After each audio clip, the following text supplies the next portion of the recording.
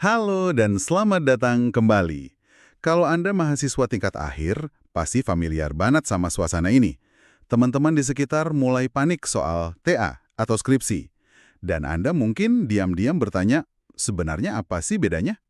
Atau jangan-jangan Anda sudah di tahap pusing 7 keliling sambil menatap layar kosong dan bergumam, topik skripsi gue apa ya? Tenang, Anda tidak sendirian.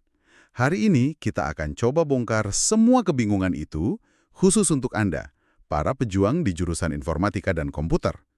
Kita punya panduan praktis yang gayanya kekinian banget, dan misi kita jelas, memberi Anda peta jalan yang gamblang dari membedakan istilah sampai menemukan topik yang pas tanpa drama. Dan yang menarik di sini bukan cuma soal teknisnya loh.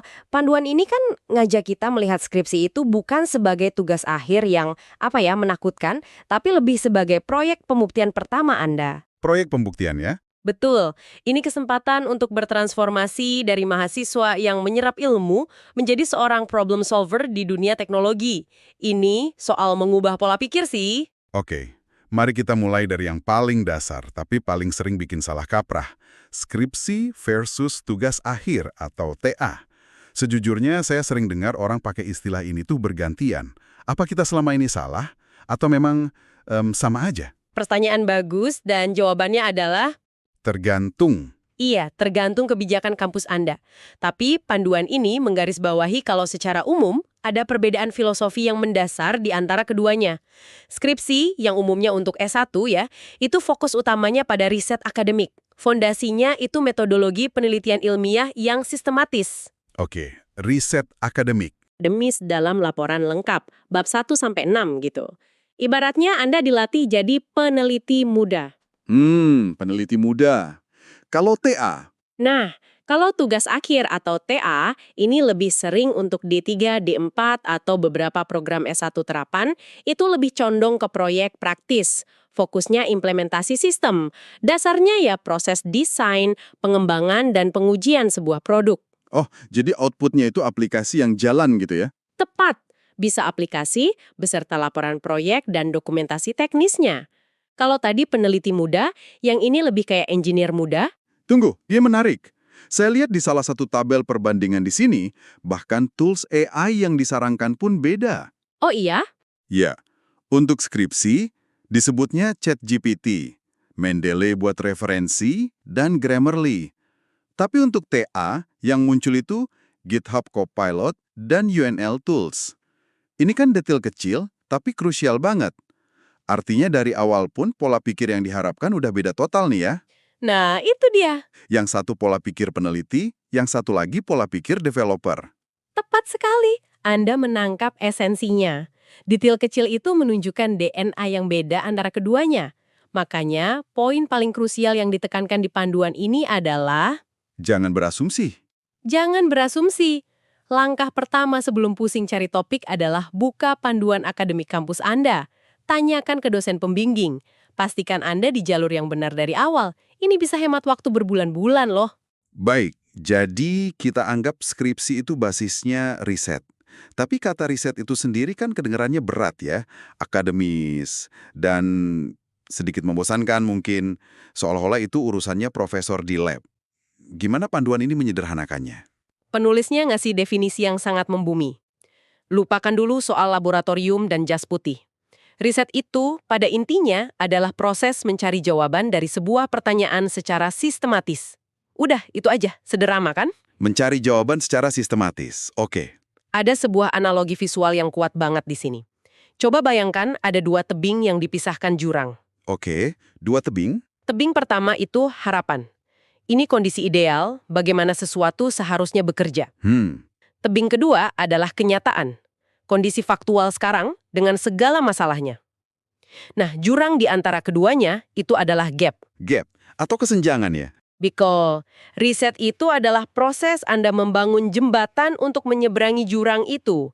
Anda identifikasi masalahnya, si gap itu, lalu Anda rancang dan bangun solusinya, si jembatan, untuk menghubungkan kenyataan dengan harapan. Jadi riset itu bukan cuma soal duduk di perpus. Bukan. Rasa penasaran atau bahkan rasa kesal kayak Kenapa sih sistem KRS di kampus ini ribet banget dan selalu down? Itu justru titik awalnya. Nah, itu dia. Pertanyaan kenapa atau gimana caranya bikin ini lebih baik, itulah yang kemudian kita formalisasi jadi rumusan masalah di bab 1 gitu ya. Persis. Rasa frustrasi itu adalah sumber masalah penelitian yang paling otentik. Kalau Anda bisa mengidentifikasi sebuah gap yang nyata dan mengganggu di sekitar Anda, setengah dari perjuangan menemukan topik itu sebenarnya udah selesai. Itu udah benih riset ya? Udah banget, itu sudah bibit unggul. Oke, jadi riset itu soal menjembatani gap. Tapi jembatan ini kan bisa dibangun dari berbagai macam material dan desain ya. Di dunia informatika dan komputer, material atau jenis-jenis risetnya apa aja yang umum? Panduan ini membaginya jadi 3 aliran utama yang paling sering ditemui mahasiswa. Pertama, riset kualitatif. Kualitatif? Ini fokusnya pada mengapa dan bagaimana. Mencari makna di balik data. Anda nggak berurusan dengan angka-angka besar, tapi lebih ke data naratif dari wawancara atau observasi. Oh, jadi lebih ke cerita di balik klik gitu ya? Betul. Contohnya, analisis persepsi pengguna terhadap antarmuka aplikasi perbankan digital. Anda pengen tahu cerita mereka? Kedua, kebalikannya, yaitu riset kuantitatif. Ini yang angka-angka ya? Iya, ini dunianya angka, statistik, dan pengujian hipotesis. Anda kumpulin data dari kuesioner skala besar atau eksperimen buat mengukur sesuatu secara objektif. Outputnya ya grafik, tabel, angka. Contohnya, pengaruh algoritma X terhadap kecepatan pemrosesan data sebesar Y%. Semuanya terukur. Oke, kualitatif, kuantitatif. Yang ketiga? Nah, yang ketiga, ini sering jadi favorit anak Infokom. Research and Development atau R&D. R&D. Ini gabungan riset dan praktek. Anda nggak cuma meneliti masalah, tapi Anda juga merancang, membangun, dan menguji sebuah produk sebagai solusinya. Outputnya konkret banget. Aplikasi, sistem, atau bahkan prototipe hardware yang berfungsi. Contohnya kayak pengembangan aplikasi gamified untuk belajar matematika, gitu-gitu ya? Tepat sekali. Di luar 3 jenis itu, ada satu bagian lagi yang saya suka, yaitu tentang level atau tingkatan riset. Ini digambarkan kayak tangga karir. Bisa bantu kita ngukur ambisi riset kita kan? Betul. Ini semacam kerangka untuk melihat seberapa dalam kontribusi riset Anda. Ada 4 tingkatan. Level 1 penerapan. Ini paling umum buat S1. Anda ambil metode yang udah ada, terus terapkan di studi kasus baru. Oke, itu level 1. Level 2, uji perbandingan. Anda naik 1 tingkat. Di sini, Anda bandingkan 2 atau lebih metode buat lihat mana yang lebih baik. Membandingkan, oke. Level 3, pengembangan. Di sini, Anda mulai modifikasi. Anda ambil metode yang ada, terus coba kembangkan biar lebih efisien. Mulai ngoprek ya? Iya. Dan level 4, invensi. Ini puncaknya. Anda menemukan metode yang benar-benar baru. Wah, ini level dewa sih buat S1. Hahaha. Iya, langka banget, tapi ini menunjukkan selalu ada ruang untuk inovasi. Oke, 4 level. Tapi jujur, buat mahasiswa yang masih bingung antara skripsi dan TA aja, dengar kata invensi bisa langsung minder. Mari kita kembali ke level paling dasar. Sebelum kita bisa menerapkan atau membandingkan metode, kita butuh kanvasnya dulu kan? Nah, kanvas inilah yang jadi masalah utama. Nemuin topik. Gimana panduan ini bantu kita keluar dari writer's block akademis ini? Ada satu jurus yang mungkin paling praktis dari semua yang dibahas. Panduan ini menyebutnya prinsip ATM. Amati, tiru, modifikasi. ATM. Amati, tiru, modifikasi. Kedengarannya simple. Tapi bagian tirunya ini, terus terang kedengarannya agak di zona abu-abu ya. Apa bedanya sama plagiat? Pertanyaan yang sangat penting. Dan disinilah letak perbedaannya. Plagiat itu kan copy-paste ide dan hasil kerja orang lain. ATM ini proses deconstruct, reconstruct. Deconstruct, reconstruct? Bayangin Anda seorang koki. Anda nggak mencuri masakan jadi dari koki lain, Anda cicipi masakannya, terus Anda bedah resepnya, bahannya apa, tekniknya gimana.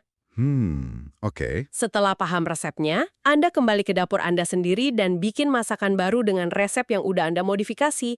Mungkin ganti satu bahan atau tambah bumbu baru. Hasilnya masakan original Anda. Itulah inovasi di level S1. Wow. Analogi resep masakan itu menjelaskan semuanya. Jadi, gimana kita menerapkan ATM ini secara praktis di dunia perskripsian? Caranya sangat sistematis. Pertama, amati. Cari contoh judul skripsi dari senior atau jurnal. Misal Anda nemu judul, Sistem Pendukung Keputusan Penyeleksian Karyawan Terbaik menggunakan metode AHP di perusahaan Z. Oke, judul yang umum banget ya. Betul. Sekarang kita bedah resep judul itu. Pertama, bidang kajian, Sistem Pendukung Keputusan atau SPK. Kedua, objek atau masalah, penyeleksian karyawan. Ketiga, metode atau solusi, AHP. Dan keempat, studi kasus, perusahaan Z.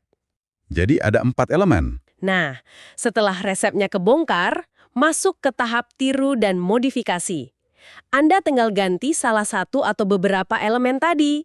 Misalnya, ganti metodenya dari AHP jadi COPRAS. Oh, jadi metodenya yang diganti. Iya.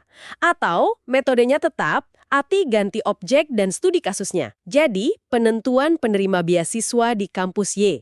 Dari satu judul, Anda bisa hasilkan puluhan ide topik baru yang valid. Dan buat yang belum familiar, metode kayak AHP, COPRAS ini kan pada dasarnya cuma alat hitung atau logika berpikir yang beda untuk bantu komputer bikin keputusan kan? Analogi yang pas. Itu semua tools di kotak peralatan Anda. Oke, nah buat nemuin resep yang bisa di ATM ini, jalurnya dari mana aja? Ada beberapa jalur yang disarankan. Pertama, mulai dari yang terdekat. Bank judul kampus. Oh, yang biasanya disediain dosen itu ya? Betul. Kedua, jelajahi Google Scholar. Ini tambang emas. Cari kata kunci umum, filter 5 tahun terakhir, lihat trennya apa. Jalur ketiga, dan mungkin yang paling memuaskan, adalah observasi kasus nyata. Lihat sekeliling Anda dengan kacamata seorang problem solver. Proses apa yang masih manual? Sistem apa yang nggak efisien? Ini bener banget. Saya jadi ingat, dulu di kampus ada sistem KRS yang tiap semester pasti down di hari pertama. Semua mahasiswa ngeluh. Nah, itu dia. Itu kan sebenarnya gap yang teriak minta diselesaikan. Kalau ada yang skripsinya soal optimalisasi server sistem KRS, pasti relevan banget. Contoh yang sempurna. Dan terakhir, jangan lupakan partner baru Anda, AI. AI, ya. Gabungkan minat pribadi Anda dengan kemampuan AI. Kasih prompt yang spesifik. Misalnya, saya suka machine learning dan web. Berikan 5 ide judul skripsi yang menggabungkan keduanya untuk masalah di kampus. AI bisa jadi partner brainstorming yang nggak pernah lelah. Oke, kita sudah bahas cara nemuin topik. Sekarang, mari kita mundur sedikit dan bertanya, kenapa sih kita harus melewati semua ini? Apa gunanya skripsi selain sebagai tiket buat wisuda? Panduan ini merangkumnya dengan baik. Tujuannya ada beberapa lapis. Secara personal, ini pembuktian bahwa Anda bisa berpikir ilmiah dan sistematis. Ini juga ajang buat menerapkan semua teori yang udah dipelajari, latihan problem solving skala besar pertama Anda. Dan jadi portofolio juga ya? Nah itu, kalau skripsi Anda menghasilkan produk, itu bisa jadi portofolio yang sangat kuat pas ngelamar kerja. Anda bisa bilang, saya nggak cuma belajar teori, saya sudah bangun sistem ini dari nol. Dari sisi institusi, skripsi itu bukti kompetensi Anda sebagai calon sarjana. Meskipun skalanya kecil, tiap skripsi itu kontribusi pada ilmu pengetahuan. Dan bagi kampus, skripsi mahasiswa itu cermin buat evaluasi kurikulum. Relevan nggak materi yang diajarkan? Masuk akal. Dan di era sekarang, proses yang terdengar berat ini nggak perlu dijalani sendirian. Seperti yang tadi disinggung, AI bisa jadi asisten super di setiap langkahnya. Betul. Panduan ini bahkan ngasih daftar tools. Buat cari referensi, selain Google Scholar, ada Research Rabbit. Buat menulis dan parafrase, ada Quillbot, Grammarly. Dan yang paling mengubah permainan buat anak Infocom, untuk coding ada GitHub Copilot atau ChatGPT 4. Itu bisa bantu nulis kode, cari bug, bahkan jelasin kode yang rumit kan? Betul. Perjalanan skripsi hari ini jauh lebih mudah dibanding 5 tahun lalu. Tapi pasti ada jebakannya kan? Mungkin perlu kita tambahin catatan penting di sini. Jangan sampai kita lebih paham cara pakai AI-nya daripada metode riset yang sebenarnya kita pakai. Dosen penguji pasti nguji pemahaman fundamental kita. Poin yang sangat krusial. Dan ini juga ditekankan di akhir panduan. Gunakan AI untuk akselerasi dan brainstorming, bukan untuk copy-paste. Nah, AI itu asisten, bukan pengganti otak Anda.